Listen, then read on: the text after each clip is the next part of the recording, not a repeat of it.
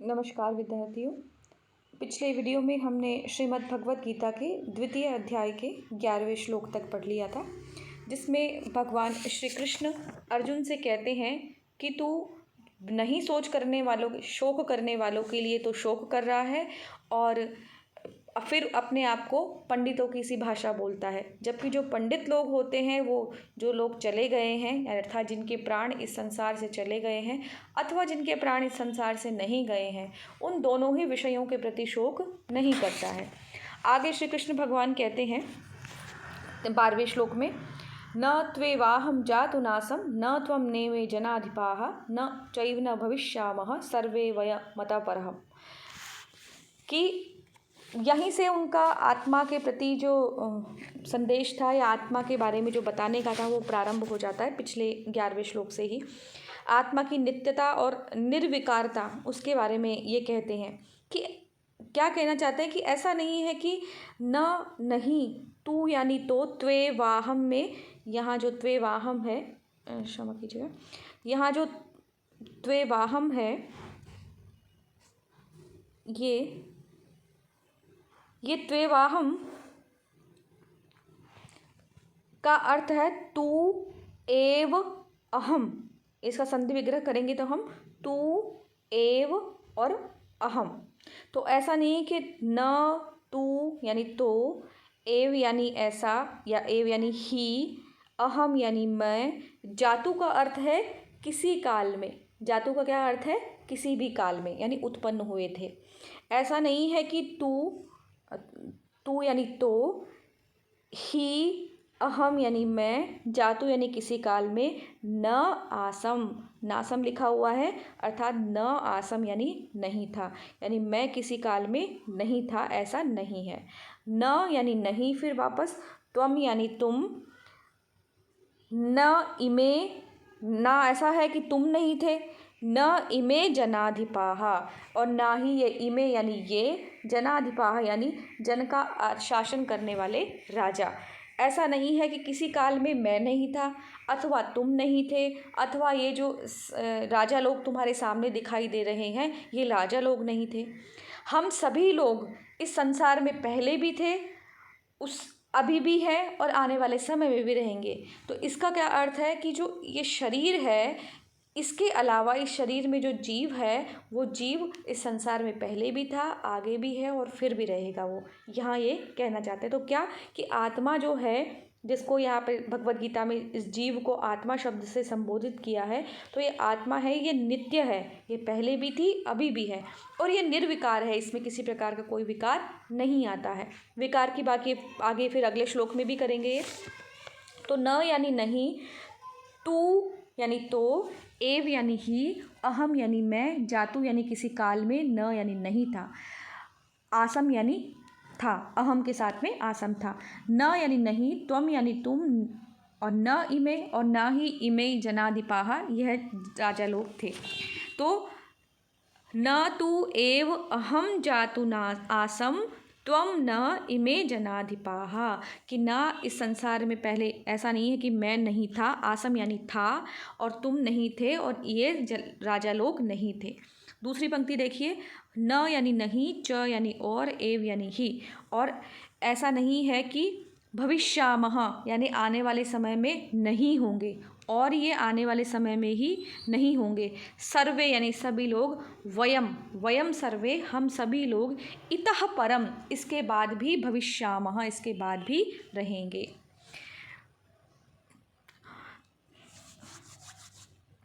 तो वयम सर्वे हम सब, इतः परम इसके बाद भी, भविष्यामः रहेंगे। न चैव न, इसका मतलब है कि हम और ऐसा ही है और ऐसा भी नहीं है कि हम इसके बाद नहीं रहेंगे, और ऐसा भी नहीं है कि हम इसके बाद भी नहीं रहेंगे, अर्थात इसके बाद भी हम रहेंगे। हम पहले भी थे, आज तो हम हैं ही बातें कर रहे हैं, और इसके बाद में भी हम रहेंगे। यहाँ पर यही क्या, तो किसी काल, यहाँ पे जातु शब्द थोड़ा नया है, इसका अर्थ है यहाँ पर काल में। अगला श्लोक है देहेनो अस्मिन् अन्यथा देहे कौमारम यौवनम जरा तथा देहांतर प्राप्ति ही धीरस्तत्र न मुह्यति। कि धीर लोग जो होते हैं, धीरः यानी धीर लोग जो होते हैं, धैर्यवान जो लोग होते हैं, तत्र यानी वहाँ पर, न मुह्यति मोह नहीं करते अर्थात शोक नहीं करते हैं। कब? देहेनो अस्मिन्, इस दो शब्द समझिएगा, एक शब्द होता है देह और एक शब्द है देही। तो देह का मतलब तो क्या होता है? शरीर, और जो शरीर में रहता है उसे क्या कहेंगे? देही। अब देह तो क्या है? ये हमारी शरीर है, और इसके अंदर जो एक जीव है ये तो हमको मानना ही पड़ेगा, क्योंकि जब व्यक्ति की मृत्यु हो जाती है तो मृत्यु होने के बाद में शरीर तो हमें दिखाई देता है, लेकिन कोई ऐसी चीज़ है जो उसके अंदर से निकल के बाहर चली गई है, जिसके कारण वो मृत हो गया है। उसके शरीर में किसी प्रकार की चंचलता नहीं रही, कोई भी किसी प्रकार का विकार होना बंद हो गया है। तो ये हमको मानना पड़ेगा कि ये शरीर और इसके अंदर कोई भी जीव, एक दो चीज़ें हैं। तो जो जो जीव है, जिसको यहाँ पर भगवद गीता में आत्मा शब्द से कहा है, वह आत्मा देही कहलाएगी, और ये जो शरीर है इसको क्या कहेंगे? देह। तो देहिनः, तो देहिनः का अर्थ यहाँ पर क्या है? आत्मा से है। तो जैसे, यथा यानी जैसे, देहिना यानी जीव आत्मा की, अस्मिन इस शरीर में, इस देह में क्या होती है? कौमारम, कुमारावस्था होती है, यानी छोटा। फिर उसके बाद यौवनम, वो यौवन अवस्था को, युवा अवस्था को प्राप्त करता है। फिर जरा, वृद्धा अवस्था होती है। तथा वैसे ही देहांतर, अन्य शरीर की प्राप्ति भी हो जाती है।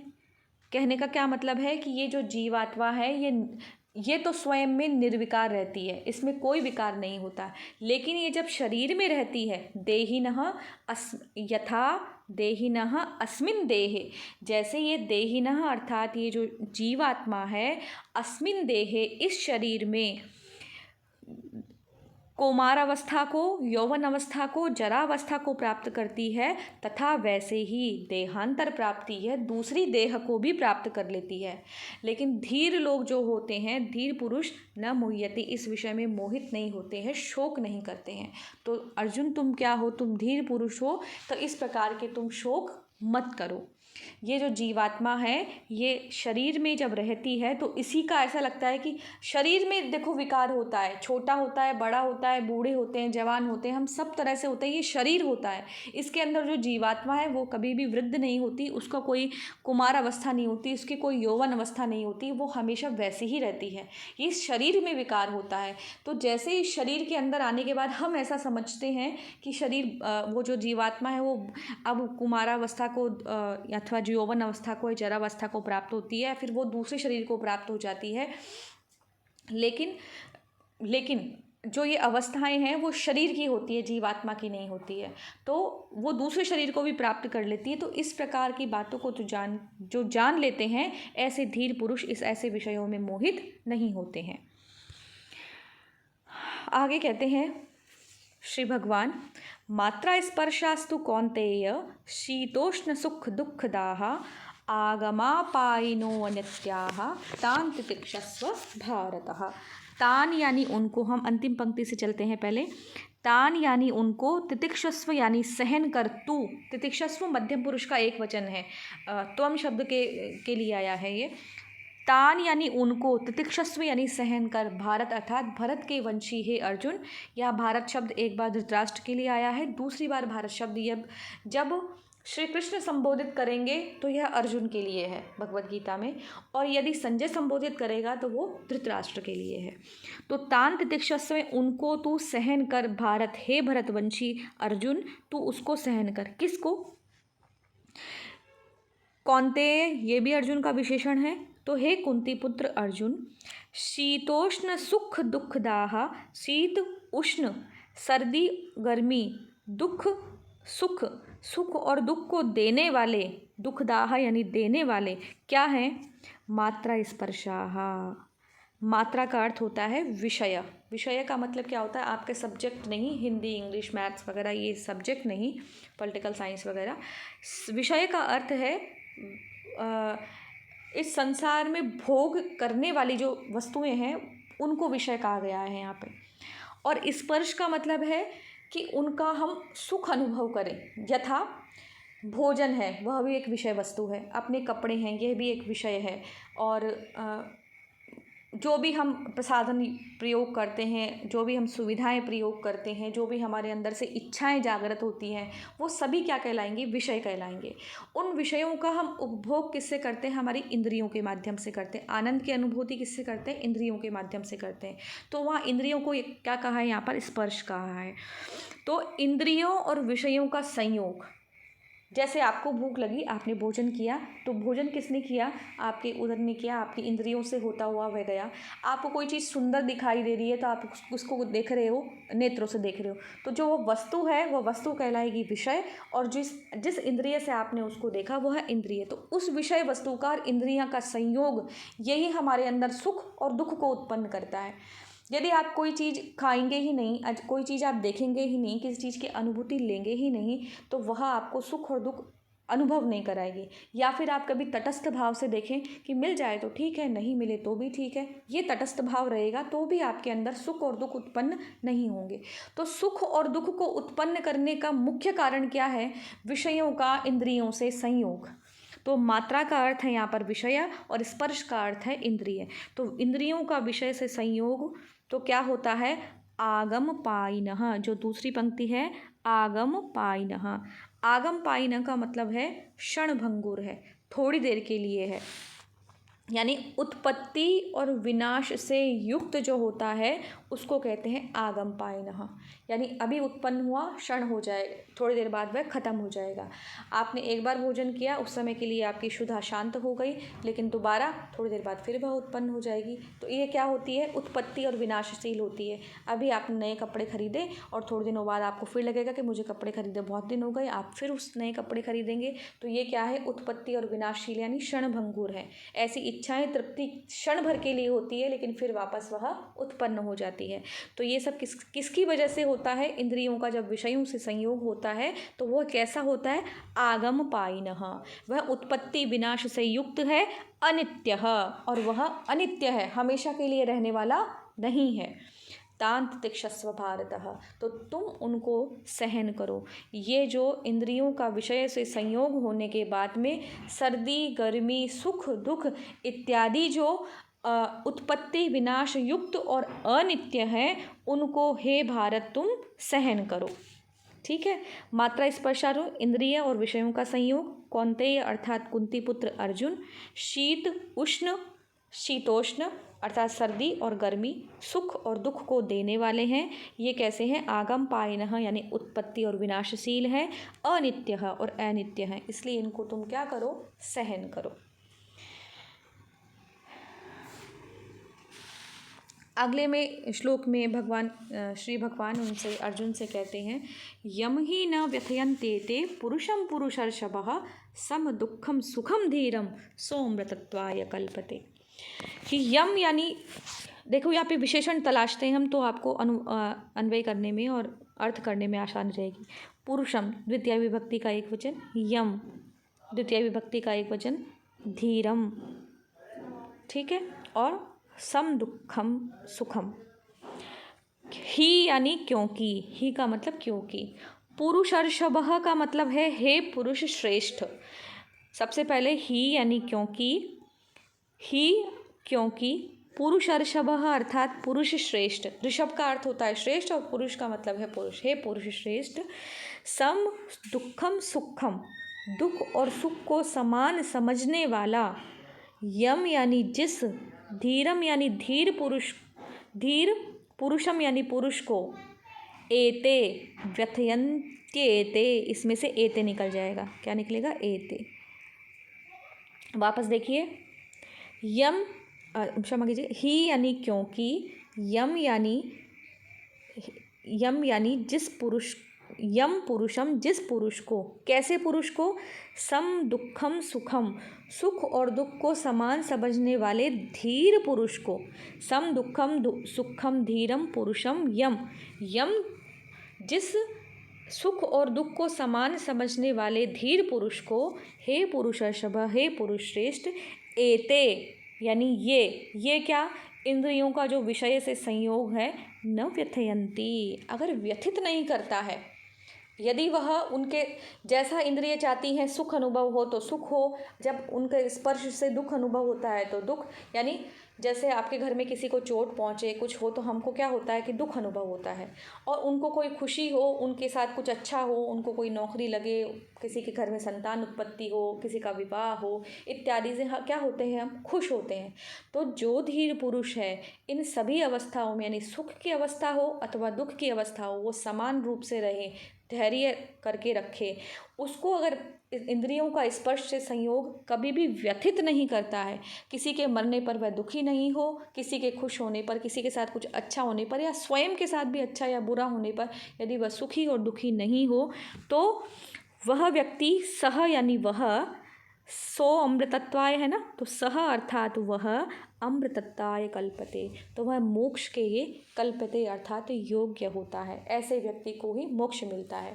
यानी मोक्ष मिलने से पहले की अवस्था है कि जो व्यक्ति अपने जीवन में सुख और दुख के प्रति तटस्थ भाव से रहता है, तो वह क्या होता है, वही व्यक्ति अमृतत्वाय कल्पते, अमृत तत्व को प्राप्त करने के मोक्ष के वह योग्य होता है। ये आज हमने जितने भी श्लोक पढ़े हैं ये परीक्षा की दृष्टि से, अनुवाद वगैरह व्याख्या जो आती है उसकी दृष्टि से महत्वपूर्ण है। अथवा ऐसा होता है कभी कभी आत्मचिंतन, मतलब भगवद गीता में आत्मा के बारे में क्या क्या कहा गया है उनके लिए भी जो शुरू के 1-2 श्लोक थे, वो देहांतर प्राप्ति धीरस्तत्र मुह्यति, ये जो श्लोक था हमने अभी पढ़ा था, देहे नो अस्मिन् अन्यथा देहे कौमारम यौवनम जरा तथा देहांतर प्राप्ति ही धीरस्तत्र न मुह्यति।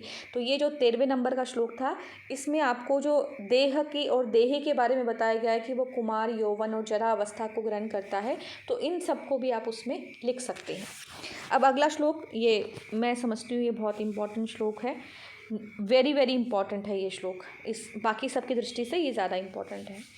तो सत और असत के बारे में बता रहे हैं भगवान श्री कृष्ण। अब क्या होता है सत और असत हम समझेंगे अभी। ना सतो विद्यते भावो ना भावो विद्यते सतः उभयोरपि दृष्टोऽन्तः तत्त्वनयो तत्वदर्शिभिः। देखिए सत का मतलब होता है त्रिकालाबाधित सत, ये परिभाषा लिखते हैं दर्शन के लोग, जो तीनों कालों में जिसका कभी भी बाध नहीं हो, त्रिकाला यानी त्रिकाल अबाधित, त्रिकाल अबाधित सत, तीनों कालों में जिसका बाध नहीं हो वह कहलाता है सत। अब तीनों काल क्या, भूत भविष्य वर्तमान में, यानी जो उत्पत्ति और विनाश से रहित हो वह सत कहलाएगा, अर्थात जिसको नित्य भी कहते हैं। नित्य का अर्थ ये नहीं होता जो कल है, आज है और कल है, ऐसा नहीं, उत्पत्ति से पहले भी जो था, उत्पत्ति के बाद भी जो रहेगा, अथवा विनाश के बाद भी जो रहेगा वह क्या कहलाएगा, सत कहलाता है। तो न सतो विद्यते भावो न अभावो विद्यते सतः। एक एक को समझते हैं हम। न यानी नहीं, असत विद्यते नहीं रहता है, असत विद्यते यानी है, यानी असत वस्तु का तो भावः न विद्यते, भावः असत न विद्यते, भाव का अर्थात अस्तित्व में होना, असत का अस्तित्व न विद्यते, असत का तो अस्तित्व ही नहीं होता है, और सतः सत का न अभावो विद्यते, और सत का कभी भी अभाव नहीं होता है। क्या कहने का तात्पर्य है कि जो वस्तु इस संसार में सत है या इस ब्रह्मांड में सत है, यानी हमेशा जो रहेगी, उसका कभी भी अभाव नहीं होगा, यानी वो कभी भी समाप्त नहीं होगी, और जो वस्तु असत है उसका कभी भी भाव यानी अस्तित्व नहीं होगा। अनयो उभयो अपि अनयोः उभयोः, अनयो यानी इन, उभयो यानी दोनों का, यानी सत का और असित का, उभयो अर्थात दोनों का, अपि अपि ही यानी भी, अंतः, अंतः का अर्थ है यहाँ पर तत्व, अंतः का क्या अर्थ है, तत्व। तो तत्व से तत्व, तत्वदर्शिभिः दृष्टः, दृष्टः दृष्टः तत्वदर्शिभिः, तत्ववेता जो हैं यानी ज्ञानी पुरुष जो हैं उन दोनों के द्वारा, उभयोः अनयोः इन दोनों का, अंतः यानी जो तत्व ज्ञान है, जो इनमें वास्तविकता है, उसको ज्ञानी पुरुषों के द्वारा तत्वदर्शी भी दृष्टः, तत्वदृष्टि पुरुषों के द्वारा देख लिया गया है। एक बार फिर समझते हैं इसको हम, थोड़ा सा कठिन है दूसरी लाइन। तो पहले में हमने क्या देखा, असतः भावो न विद्यते। जो असत है यानी इसका जिसका इस दुनिया में अस्तित्व नहीं है, उसका अस्तित्व मतलब असत का जो भाव है अर्थात अस्तित्व न विद्यते नहीं रहता है। और जो सतः है, सत का न अभावो विद्यते, और सत का कभी भी अभाव नहीं होता है, यानी जो नित्य है वो हमेशा नित्य रहती है, जो अनित्य है वो समाप्त हो जाता है। अनयोहो, यहाँ पर देखिए, यहाँ पर ये बनेगा अंतः, ये स का तो बन जाएगा विसर्ग, तो बन जाएगा अंतः, यहाँ पर दृष्टा अंतः। फिर यहाँ पर त्वयनयो है तो तू और अनयोहो बन जाएगा, ठीक है, अनयोहो।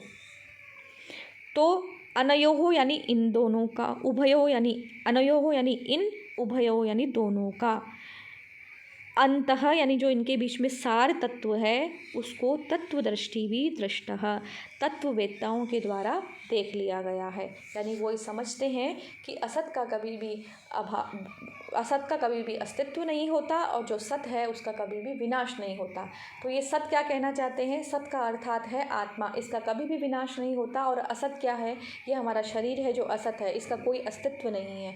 इसके जो भेद है यानी आत्मा और शरीर का जो भेद है वो तत्वदर्शी भी लोग हैं, इन लोगों ने देख लिया है। यही अर्जुन को समझा रहे हैं। तो आज के वीडियो में इतना ही, और अगले वीडियो में हम आगे के जो श्लोक हैं 17वें श्लोक से फिर चर्चा करेंगे। धन्यवाद।